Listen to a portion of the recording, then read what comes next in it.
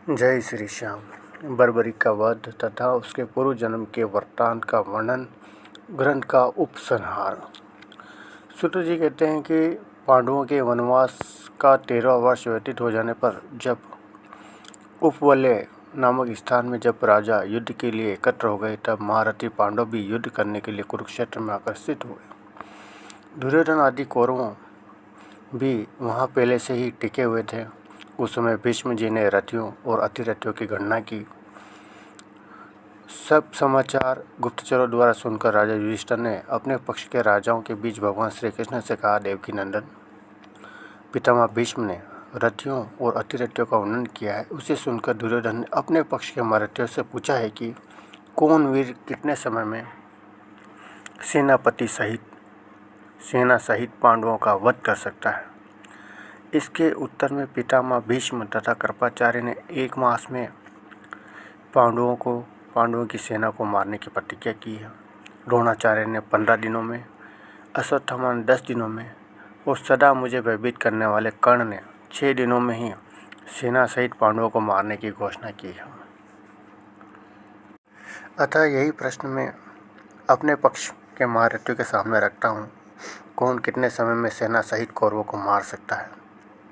राजा युधिष्ठिर का यह वचन सुनकर अर्जुन बोले, महाराज, भीष्म आदि महारथियों ने जो प्रतिज्ञा या घोषणा की है वह सर्वथा असंगत है, क्योंकि विजय और पराजय में पहले से किया हुआ निश्चय झूठा होता है। आपके पक्ष में भी वीर राजा हैं, वे युद्ध के लिए कमर कसकर रणभूमि में डटे हुए हैं। देखिए, ये नरश्रेष्ठ काल के समान दूरदर्श हैं। द्रुपद, विराट, केकय, सहदेव, सात्यकी, दुर्जय, वीर चेकितान, दृष्टद्युम्न पुत्र सहित महापराक्रमी घटोत्कच, महाधनुर्धर अर्जुन और भीमसेन आदि तथा कभी किसी से परास्त न होने वाले भगवान श्री कृष्ण, ये सब आपके पक्ष में हैं। तो मैं समझता हूँ कि इनमें से एक एक वीर सारी कौरव सेना का संहार कर सकता है। इनके डर से कौरव इस प्रकार भागेंगे जैसे सिंह के डर से हिरण। बूढ़े भीष्म से, बूढ़े बाबा द्रोण और कृप से तथा अश्वत्थामा से अपने को क्या भय है। अथवा यदि चित्त की शांति के लिए आप जानना चाहते हैं तो मेरी बात सुनिए। मैं अर्जुन अकेला ही युद्ध में सेना सहित समस्त कौरवों को एक ही दिन में नष्ट कर सकता हूँ। अर्जुन की यह बात सुनकर घटोत्कच के पुत्र बर्बरीक ने हंसते हुए कहा, महात्मा अर्जुन ने जो प्रतिज्ञा की है वह मुझे सही नहीं जाती, क्योंकि इनके द्वारा दूसरे वीरों पर महान आक्षेप हो रहा है। अतः अर्जुन और श्री कृष्ण सहित आप सब लोग चुपचाप डटे रहें, खड़े रहें। मैं एक ही मुहूर्त में भीष्म आदि सबको यमलोक पहुंचा दूंगा। मेरे भयंकर धनुष को, इन दोनों अक्षय टुणिरों को तथा भगवती सिद्धि अंबिका के दिए हुए इस खड्ग को भी आप लोग देखें। ऐसी दिव्य वस्तुएं मेरे पास हैं, तभी मैं इस प्रकार सबको जीतने की बात कहता हूँ। बर्बरीक का वचन सुनकर सब क्षत्रिय बड़े विस्मय को प्राप्त हुए। अर्जुन ने भी आक्षेप करने के कारण लज्जित होकर श्री कृष्ण की ओर देखा। तब श्री कृष्ण ने कहा, पार्थ, घटोत्कच के इस पुत्र बर्बरीक ने अपनी शक्ति के अनुरूप ही बात कही है। इसके विषय में बड़ी अद्भुत बातें सुनी जाती है। पूर्व काल में बर्बरीक ने पाताल में जाकर 9 करोड़ पलासी नामक दैत्यों को क्षण भर में मौत के घाट उतार दिया था। तत्पश्चात यादवेंद्र श्री कृष्ण ने घटोत्कच के पुत्र से कहा, वत्स, भीष्म, द्रोण, कर्प, अश्वत्थामा, कर्ण और दुर्योधन आदि महारथियों के द्वारा सुरक्षित कौरव सेना को, जिस पर विजय पाना बहुत कठिन है, तुम इतना शीघ्र कैसे उन्हें मार सकते हो? तुम्हारे पास ऐसा कौन सा उपाय है?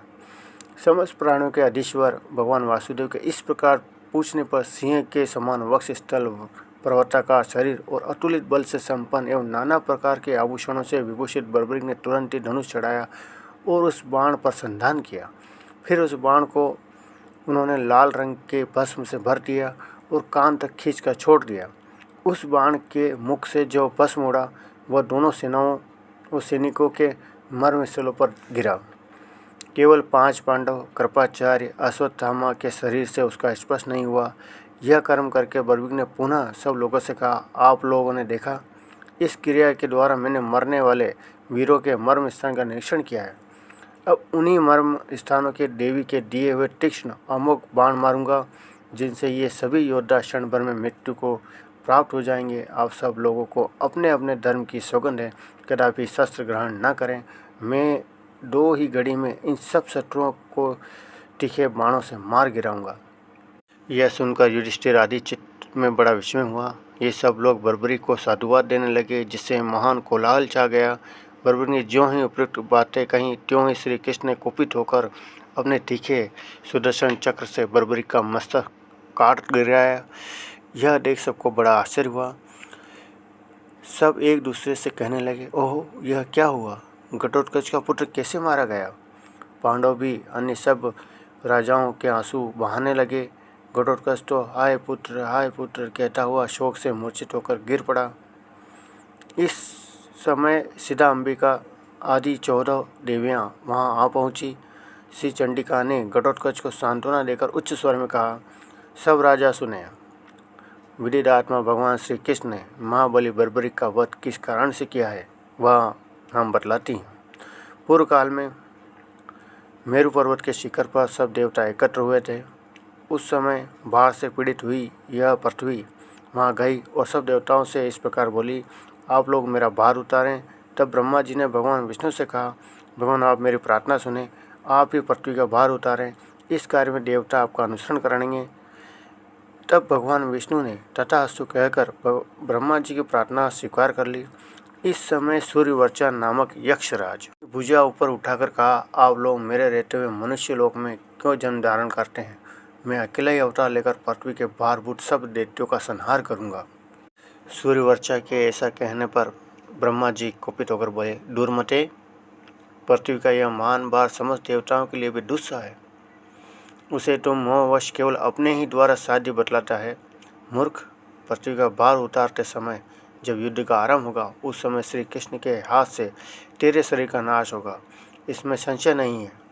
ब्रह्मा जी के द्वारा श्राप प्राप्त होने पर सूर्यवर्चा ने भगवान विष्णु से यह याचना की, भगवान, यदि इस प्रकार मेरे शरीर का नाश होने वाला है तो मैं एक प्रार्थना करता हूँ, जन्म से ही मुझे ऐसी बुद्धि दीजिए जो सब अर्थों को सिद्ध करने वाली हो। यह सुनकर भगवान विष्णु ने देव सभा में कहा, ऐसा ही होगा। देवियाँ तुम्हारे मस्तक की पूजा करेंगी, तुम पूज्य हो जाओगे। भगवान के ऐसा कहने पर सूर्यवर्चा तथा आप सब देवता भी इस पृथ्वी पर अवतीर्ण हुए। सूर्यवर्चा ही घटोत्कच का पुत्र बर्बरी था जो मारा गया है। अतः समस्त राजाओं को श्री कृष्ण में दोष नहीं देखना चाहिए। श्री भगवान बोले, राजाओं, देवी ने जो कुछ कहा वह निसंदेह वैसा ही है। मैंने देव समान में सूर्यवर्चा को जो वर दिया था उसका स्मरण कर ही गुप्त क्षेत्र में देवी की आराधना के लिए मैंने इसे नियुक्त कर दिया था। राजाओं के ऐसा कहकर भगवान श्री कृष्ण फिर चंडिका देवी से बोले, देवी, यह भक्त का मस्तक है, इसे अमृत से सींचो और राहु के सिर की भांति अजर अमर बना दो। देवी चंडिका ने वैसा ही किया। जीवित होने पर उस मस्तक ने भगवान श्री कृष्ण को प्रणाम किया और कहा, मैं युद्ध देखना चाहता हूँ, इसके लिए मुझे अनुमति मिले। भगवान श्री कृष्ण मेघ के समान गंभीर वाणी में कहा, बस जब तक यह पृथ्वी, नक्षत्र, चंद्रमा और सूर्य रहेंगे तब तक तुम बर्बरी सब लोगों के द्वारा पूजनीय होगे। अब तुम इस पर्वत शिखर पर चढ़कर वहाँ रहो, वहाँ से होने वाले युद्ध को देखना। भगवान वासुदेव के ऐसा कहने पर समस्त देवियाँ आकाश में जाकर अंतर्ध्यान हो गई। बर्बरी का मस्तक पर्वत के शिखर पर स्थित हो गया। उनका शरीर जमीन पर था। उस शरीर का यथाविधि संस्कार कर दिया गया।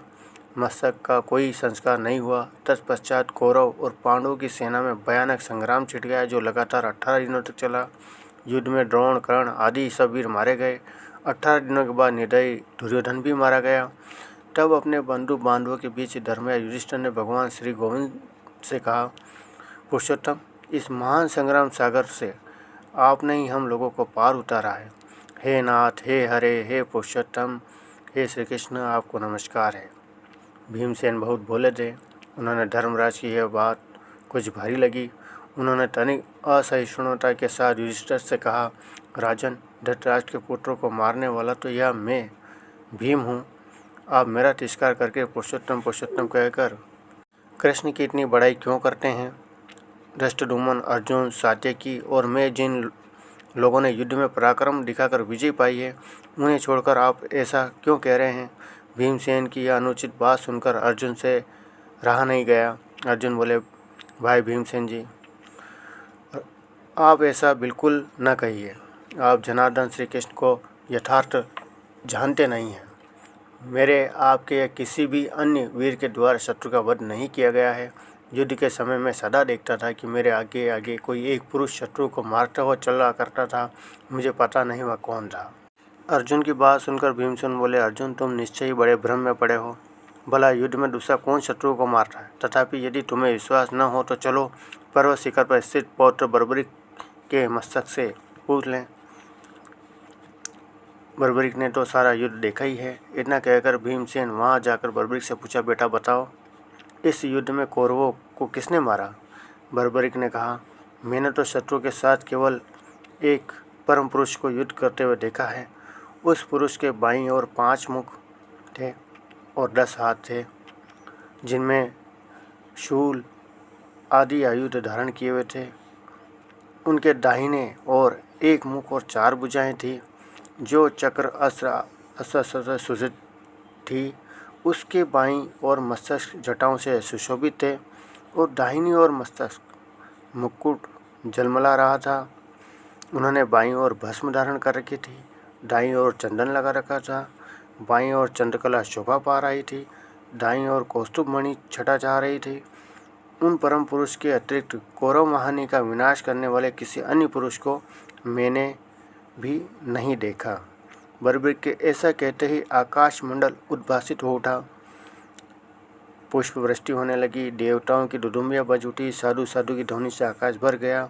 इससे भीमसेन लज्जित होकर लंबी सांस लेने लगे। तदंतर भीमसेन ने तन मन वचन से भगवान श्री कृष्ण को प्रणाम करके कहा, हे केशव, मैं जन्म से अब तक जितने भी मैंने अपराध किए हैं उन सब के लिए आप मुझे क्षमा करें। हे पुरुषोत्तम, हे नाथ, मैं मूर्ख हूँ, आप मेरे प्रति प्रसन्न हो। भगवान ने हंसकर कहा, अच्छी बात है, अब क्षमा किया। तदनंतर भीमसेन को साथ लेकर भगवान श्री कृष्ण बर्बरिक के समीप जाकर कहा, तुमको इस क्षेत्र का त्याग नहीं करना चाहिए। हम लोगों से जो अपराध हो गए हैं उन्हें क्षमा करना। भगवान के ऐसा कहने पर बर्बरिक ने उन्हें प्रणाम किया। वो प्रसन्नतापूर्वक वह अपने अभिष्ट स्थान को चला गया। भगवान वासुदेव भी अवतार संबंधी ये सब कार्य पूर्ण करके परमधाम को पधारे। जो पुरुष भक्तिपूर्वक इसका श्रवण करता है वह पुण्य का भागी होता है और प्राणनाश के पश्चात भगवान शिव के परमधाम में जाता है। जो मनुष्य मन और इंद्रियों को संयम में रखकर पवित्र हो, इस परम धन्य यशोदायक निश्चय पुण्यप्रद मनुष्य मात्र के पापहारक तथा उत्तम मोक्षदायक पुराण का प्रतिदिन श्रवण करता है, वह सूर्यमंडल को भेद कर भगवान श्री विष्णु के परम धाम को प्राप्त होता है। जय श्री कृष्ण, जय श्री श्याम। जय श्री श्याम। बर्बरिक का वध तथा उसके पूर्व जन्म के वृत्तांत का वर्णन।